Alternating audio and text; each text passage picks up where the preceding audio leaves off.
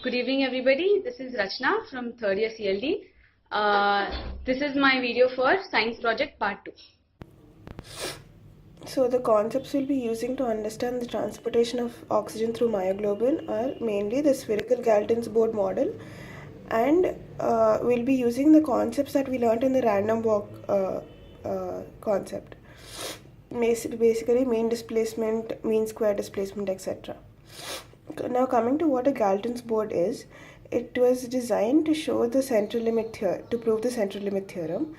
Basically, as you drop balls through this maze of nails or spheres that are arranged in such a manner, we'll see that maximum of them fall here, and it decreases as it goes, forming a bell curve. As we have seen what a Galton's board is, now we'll see what a spherical Galton's board is.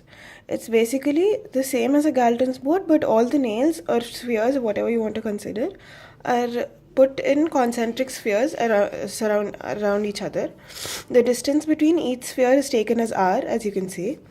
And in the case that we are taking, we will assume that the distance between two consecutive nails is almost tending to 0. That is, the distance between two nails is negligible.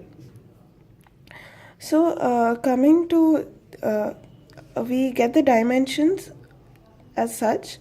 We can, this is two consecutive spheres in the spherical Galton's board, and taking a cross section, we get these dimensions. The distance between both of them is r. So this side will be r secant theta if this angle is theta, and this will be r tan theta and this will be r secant theta. Theta can vary from 0 to pi by 3 only, that is 60 degrees, because as we saw in the Galton's board, it is a triangle and it is an equilateral triangle. So as you already know, the angle theta can only be 60 degrees for every equilateral triangle. So the limit of theta is taken as 0 to 60. Now suppose while moving from one sphere to the other sphere, the oxygen molecule deviates by an angle theta. So as you can see here, from this point to this point, the angle theta would be 0.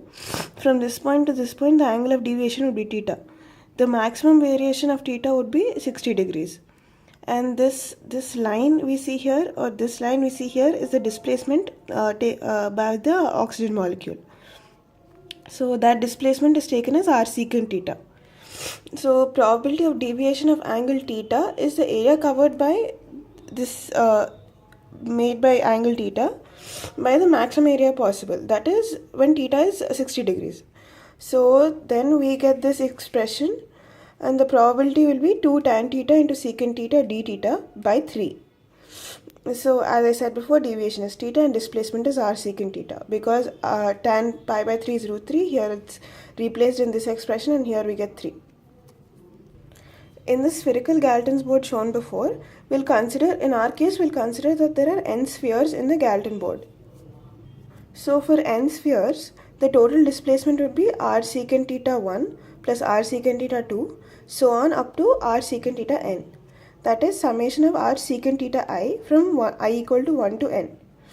So now to calculate the mean displacement, this is the expression, where this implies that it's the average of the given expression. So average of r secant theta I would be integration of r secant theta I into probability of theta I from 0 to pi by 3. We have already obtained the expression of probability of theta I, that is 2 tan theta I secant theta I d theta by 3. I need not be considered here, just to get the average value, and from 0 to pi by 3, because we already discussed why the range of theta is from 0 to 60 degrees. So on integration and solving this whole thing, we get average of r secant theta is r. Hence, as we have already seen in the previous expression, mean displacement would be summation of average of r secant theta I, where I varies from 1 to n, and we calculated the average of r secant theta I as r. So substituting that average with r, we get, in the summation, we get the mean displacement as nr. Now suppose we take that as d is the displacement, so mean displacement would be average of d. So mean square displacement, as we know from the random walk concept that we did in class, it is average of d square minus average of d whole square. So average of d square is expressed in this form, which is approximately equal to this. Average of r square secant square theta into number of terms in d square average. So then on solving that by using the previous formula where average of r square secant square theta is integral over the range of theta into probability of theta, and here we also took n square, so that is included. We solve this integration to get this expression, that is 14 by 9 r square n square.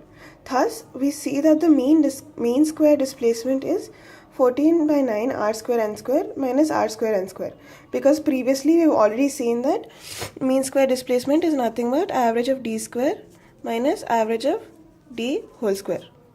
So average of d is already taken as rn, so average of d whole square is r square n square.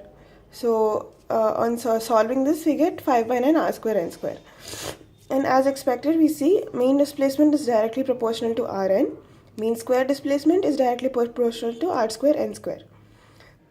Now on finding the mean displacement and mean square displacement and how they are proportional to r and n, we have investigated the transport of oxygen through myoglobin in the muscle fibers.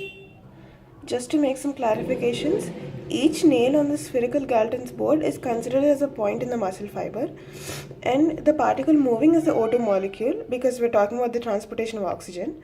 But even though it's an O2 molecule, that is, there are two atoms of oxygen, it is considered as a single point because both the atoms are bound very closely together. So it's considered as a single point moving through the muscle fiber. So yeah, this is the transportation of oxygen in the muscle fiber through myoglobin. Thank you so much for watching.